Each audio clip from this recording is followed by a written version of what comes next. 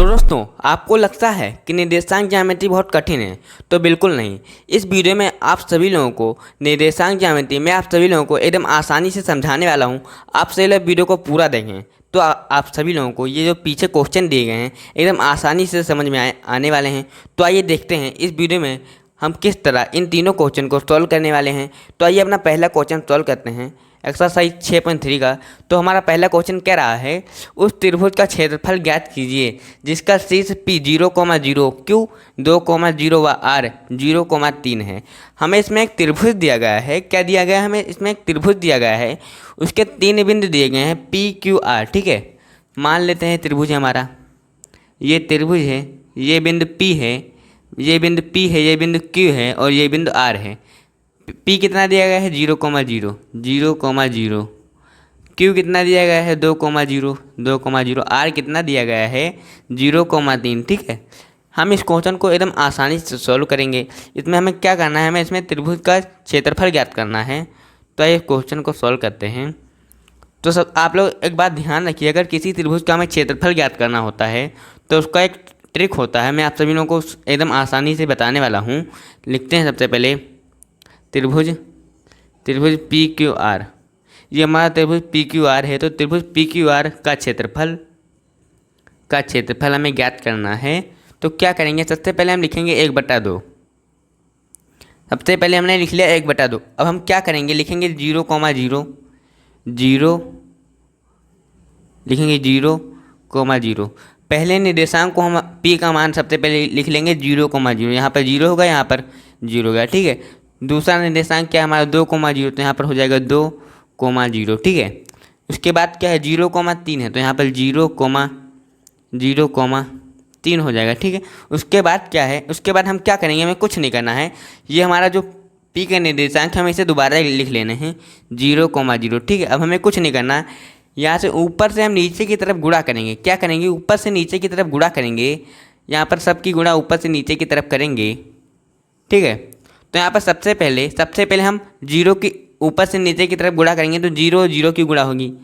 तो हम सबसे पहले 1/2 लिखेंगे। 0 और 0 की गुणा करेंगे, 0 और 0 की गुणा करेंगे तो कितना आ जाएगा? 0 आ जाएगा। ठीक है, 0 और 0 की गुणा करेंगे तो 0 आएगा, प्लस 2 और 3 की गुणा करेंगे कितना आएगा? 6 आएगा। और यहाँ पे 0 और 0 की गुणा करेंगे तो कितना आएगा? 0 आ जाएगा। अब हमें क्या करना है? हमें कुछ नहीं करना, सिर्फ हमें माइनस लगाना है, माइनस का निशान लगाना है। अब हम ऊपर की तरफ गुणा करेंगे। जब हम ऊपर की तरफ गुणा करने लगेंगे तो हमें माइनस का निशान लगा लेना। हमने यहाँ पर माइनस का निशान लगा लिया। अब हम एक बड़ा ब्रेकर लगाएंगे। यहाँ पर 0 और 3 की गुणा करेंगे, क्या आएगा? 0 आएगा, प्लस 0 और 0 की गुणा करेंगे, क्या आएगा? 0 और 0 की गुणा करेंगे तो हमारा 0 आ जाएगा। अब हमें क्या करना है? 2 और 0 की गुणा करनी है। 2 और 0 की गुणा करेंगे तो भी 0 आएगा। ठीक है, अब हमें कुछ नहीं करना है। यहाँ पर सबसे पहले 1/2 लिखना है, 1/2 लिखना है। यहाँ पर क्या होगा?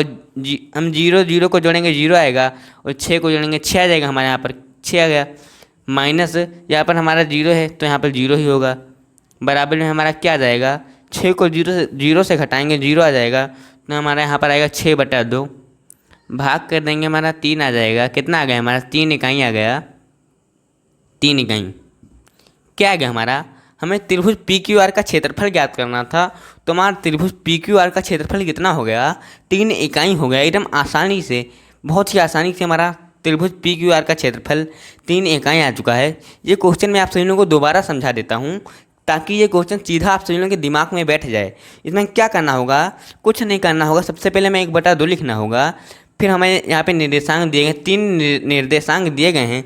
तो सबसे पहला निर्देशांक हम लिखेंगे 0,0। चाहे जो लिख सकते हैं, यहाँ पर ज़रूरी नहीं है कि सिर्फ 0,0 लिखें। यहाँ पर हम R के निर्देशांक भी लिख सकते थे, Q के निर्देशांक भी लिख सकते थे। यहाँ पर पहले क्या आया है हमारा? पहले हमें दिया गया है 0,0, इसलिए हमने पहले 0,0 लिख लिया। ठीक है, तो 0,0 लिख लिया। उसके बाद क्या दिया गया? 2,0 दिया गया है, तो हमने 2,0 लिख लिया। फिर क्या हमें दिया गया है? 0,3 दिया गया है, तो हमने 0,3 लिख लिया। और फिर हम पहला वाला निर्देशांक दोबारा लिख लेंगे एक बार। पहला वाला जो निर्देशांक है हमारा, वो पहले भी रहेगा और जब लास्ट में भी हम उसे एक बार लिख लेंगे। ठीक है, लिख लिया। फिर हमने नीचे गुणा की, नीचे की तरफ हम गुणा करते हैं, तो 0 0 की गुणा 0 आ जाएगा, 2 और 3 की गुणा 6 हो जाएगा, 0 0 0 हो जाएगा। यहाँ पर अब हम ऊपर की तरफ गुणा करने लगेंगे तो सबसे पहले माइनस का निशान लगा लेंगे। माइनस का निशान लगाने के बाद हम ऊपर की तरफ गुणा करेंगे। हम ऊपर की तरफ गुणा कर रहे हैं तो 0 और 3 की गुणा 0 हो जाएगा, 0 0 की गुणा 0 हो जाएगा, 2 और 0 की गुणा 0 हो जाएगा। यहाँ पर हमने जोड़ घटा लिया अपना, हमारा कितना आ गया 3 इकाई आ गया। अब आइए क्वेश्चन नंबर 2 को एकदम आसानी से पहले क्वेश्चन की तरह सॉल्व करते हैं बिना भटके बिना अटके, ठीक है। आइए क्वेश्चन दूसरे नंबर क्वेश्चन को सॉल्व करते हैं एकदम आसानी से लाजवाब तरीके से, ठीक है। तो ये दूसरा नंबर क्वेश्चन को सॉल्व करते हैं। तो ये क्वेश्चन क्या रहा है, उस त्रिभुज का क्षेत्रफल ज्ञात कीजिए जिसके शीर्ष 4,6, 3,4 व 6,2 हैं, ठीक है। आइए इस क्वेश्चन को सॉल्व करते हैं। त्रिभुज के क्षेत्रफल, त्रिभुज का क्षेत्रफल हमें यहाँ पे त्रिभुज का नाम नहीं बताया गया है, त्रिभुज के नाम की हमें ज़रूरत ही नहीं है, तो हमें सिर्फ यहाँ पे लिख लेते हैं त्रिभुज का, ये हमारा त्रिभुज का निशान है, त्रिभुज का क्षेत्रफल हो जाएगा। क्या हम वही फार्मूला लगाने वाले हैं 1/2, 1/2, फिर हम ब्रैकेट लगाएंगे। सबसे पहले हमें क्या दिया गया, 4,6 दिया गया है, तो 4 लिखेंगे और कोमा लगाएंगे, 6 लिख देंगे। फिर हमें 3,4 दिया गया है तो हमें यहाँ पर 3,4 लिख लेंगे, 3,4। फिर हमें क्या दिया गया है, 6,2 दिया गया है, तो 6,2 हो जाएगा। फिर आगे हमें आगे क्या करना है, मैंने आप सभी लोगों को पिछले साल में बताया था कि हम पहले वाले निर्देशांक को लास्ट में दोबारा एक बार लिख लेते हैं। तो पहला वाला निर्देशांक क्या था, 4,6 था, तो यहाँ पर एक बार फिर लिख लेते हैं 4,6, ठीक है। अब हमें क्या करना है, हमें कुछ नहीं करना, नीचे की ओर गुणा करनी है, हमें नीचे की ओर गुणा करनी है। 4 और 4 की गुणा करेंगे, 4 और 4 की गुणा करेंगे, कितना आएगा, 4 और 4 की गुणा हो जाएगी, 4 और 4 16 हो जाएगा। यहाँ पे प्लस का 16 होगा, माइनस का निशान नहीं, इसलिए प्लस का 16 होगा। हमें चिन्ह में कोई चेंज नहीं करना है, हमें 4 और 4 की गुणा करेंगे, डायरेक्ट हमें 16 लिख देना है। अब हम 3 और 6 की गुणा करेंगे, 3 और 6 की गुणा हमारा 3 और 2 की गुणा करनी है, 3 और 2 की गुणा कितना आ जाएगा, 6 आ जाएगा। अब हमें क्या करना है, 6 और 6 की गुणा करनी है, 6 और 6 की गुणा करेंगे 36 आ जाएगा, 36। अब हमें क्या करना है, हमें कुछ नहीं करना, मैंने आप सभी लोगों को बताया था जब हम ऊपर की तरफ गुणा करने लगते हैं तो हम सिर्फ एक छोटा सा माइनस का निशान लगा देते हैं। और हमें 4 और 2 की गुणा करनी है ऊपर की तरफ, 4 और 2 की गुणा कर लेते हैं तो कितना आएगा, 4 और 2 की गुणा 8 हो जाएगा। अब हमें क्या करना है, 6 और 4 की गुणा करनी है, 6 और 4 की गुणा करनी है, तो 6 और 4 की गुणा 24 हो जाएगा। यहाँ पर हमें 24 लिख देना है आराम से, ठीक है। और हम 3 और 6 की गुणा करेंगे एकदम आसानी से, 3 और 6 की गुणा 18 होता है, तो यहाँ पर हम 18 लिखेंगे बिल्कुल सरलता से, एक छोटा सा 18 लिख देते हैं। क्या करना है, हमें यहाँ पर 1/2 लिख देना है वैसे का वैसे। अब हमें यहाँ पर क्या करना है, 16 और 6 को जोड़ेंगे, कितना आएगा, 22 आ जाएगा, 22 + 36, 22 + 36 माइनस यहाँ पर 8 और 24 को जोड़ेंगे तो हमारा 32 आएगा, 32 + 18 हो जाएगा, बराबर हमारा क्या होगा, 1/2 हो जाएगा। 1/2 इंटू यहाँ पर हमारा कितना आ जाएगा, 8, यहाँ पर 8 हो जाएगा, 3 58 हो जाएगा, 58 माइनस यहाँ पर 8 2 10 के 0, यहाँ पर 1 हो जाएगा, 2 हो जाएगा, 5 हो जाएगा, यहाँ पर क्या हो जाएगा, 50 हो जाएगा। बराबर में क्या आ जाएगा, हम 58 में से 50 को घटाएंगे तो 8/2 आ जाएगा, 8/2 आ जाएगा। भाग कर देंगे तो हमारे यहाँ पर 4 आ जाएगा, 4 आ जाएगा, तो बराबर में कितना आ गया, हमारा 4 इकाई आ गया, बराबर में हमारा 4 इकाई आ गया, ठीक है। तो हमें यहाँ पे क्या करना था, इसमें भी हमें त्रिभुज का क्षेत्रफल याद करना था। तो यहाँ पर त्रिभुज का क्षेत्रफल कितना आ चुका है, 4 इकाई आ चुका है, एकदम सरलता से हमारा त्रिभुज का क्षेत्रफल 4 इकाई आ चुका है। अब आइए क्वेश्चन नंबर 2 को बिना अटके, क्वेश्चन नंबर 3 को बिना अटके सॉल्व करते हैं। आइए क्वेश्चन नंबर 3 को सॉल्व करते हैं एकदम आसानी से। क्वेश्चन नंबर 3 को भी हम लोग 1 और 2 क्वेश्चन की तरह एकदम आसानी से बिना रुके सॉल्व करने वाले हैं। तो आइए सॉल्व करते हैं क्वेश्चन नंबर 3, देखते हैं ये क्या कह रहा है। तो क्वेश्चन नंबर 3 हमारा कह रहा है, सिद्ध कीजिए कि बिंदु ए 6,9, बी 0,1 व बी 0,1 व सी -6, संरेख हैं। तो संरेख का मतलब क्या होता है, संरेख का मतलब क्या होता है, जो बिंदु एक सीधी रेखा पर स्थित हों, जो बिंदु एक सीधी रेखा पर स्थित हों। यहाँ पे अगर बिंदु ए यहाँ पर है, बिंदु बी यहाँ पर है और बिंदु सी यहाँ पर है, तो ये संरेख होगा, ठीक है। तो हमें सिद्ध करना कि ये संरेख हैं, इस कुछ इस प्रकार स्थित हैं। हमें सिद्ध करना है कि ये जो बिंदु ए बी सी हैं कुछ इस प्रकार से स्थित हैं, ठीक है। तो हमें क्या करना होगा, अगर ये बिंदु संरेख हैं तो एक रूल होगा, त्रिभुज का क्षेत्रफल होगा 0 होगा, क्योंकि त्रिभुज इस प्रकार से बना होता है, त्रिभुज इस प्रकार से बना होता है और इसमें तीन तीन बिंदु जो होते हैं अलग अलग जगह पर स्थित होते हैं और यहाँ पर हमारे बिंदु एक ही रेखा पर स्थित हैं, इसलिए त्रिभुज का क्षेत्रफल जो होगा हमारा शून्य होगा। ठीक है, त्रिभुज का क्षेत्रफल जो होगा शून्य होगा। अगर तीन बिंदु संरेख हैं यानी कि एक ही रेखा पर स्थित हैं तो हमारा त्रिभुज का क्षेत्रफल शून्य होगा। आप सभी लोग ये बात ध्यान रखें। ठीक है, तो सबसे पहले लिखते हैं त्रिभुज का क्षेत्रफल। त्रिभुज का क्षेत्रफल क्या होगा? 0। ठीक है, त्रिभुज का क्षेत्रफल 0। ये संरेख है, हमें बताया गया है, हमें सिद्ध करना संरेख, इसलिए त्रिभुज का क्षेत्रफल 0 हो जाएगा।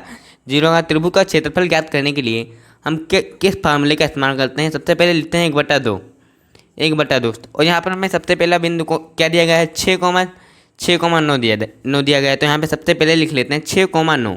उसके बाद क्या दिया गया है? 0,1। तो यहाँ पर 0,1 हो जाएगा। उसके बाद -6 -7 दिया गया है। उसके बाद हमें हम जब तीनों निर्देशांक लिख लेते हैं उसके बाद हमें क्या करना होता है? हमें सबसे पहला निर्देशांक एक बार फिर लिख लेना होता है। तो यहाँ पर 6,9 हो जाएगा। हम बड़ा ब्रैकेट लगा देंगे, बराबर में हमारा क्या होगा? 0 होगा। यहाँ पर हमारा 1/2 आराम से लिख लेंगे हम। यहाँ पर हमें क्या करना है? कुछ नहीं करना, हमें ऊपर से नीचे की तरफ गुणा करनी है। ऊपर से नीचे की तरफ गुणा करनी है तो 6 और 1 की गुणा करेंगे। 6 और 1 की गुणा करेंगे 6 आ जाएगा, प्लस यहाँ पर 0 और -7 की गुणा करेंगे तो कितना आएगा? 0 आ जाएगा, प्लस यहाँ पर -6 और 9 की गुणा करेंगे -54 आ जाएगा। -54 आ जाएगा। हमें क्या करना है? कुछ नहीं करना है, यहाँ पर माइनस का निशान लगाना है छोटा सा। जब यहाँ पर छोटे से माइनस का निशान लगाएंगे, आप लोग जानते हैं जब हम यहाँ पर ऊपर से नीचे की तरफ हम गुणा कर लेते हैं तो हम एक माइनस का निशान लगाते हैं, फिर हम नीचे से ऊपर की तरफ गुणा करते हैं। और यहाँ पर 6 और -7 की गुणा करेंगे, कितना आ जाएगा? 6 और -7 की गुणा करेंगे -42 आ जाएगा। -42 यहाँ पर -6 और +1 की गुणा करेंगे तो -6 आ जाएगा, प्लस यहाँ पर हम 0 और 9 की गुणा करेंगे तो 0 आ जाएगा। क्या करना है? हमें कुछ नहीं करना, यहाँ पे हमें कुछ नहीं करना। आगे हमें क्या करना है?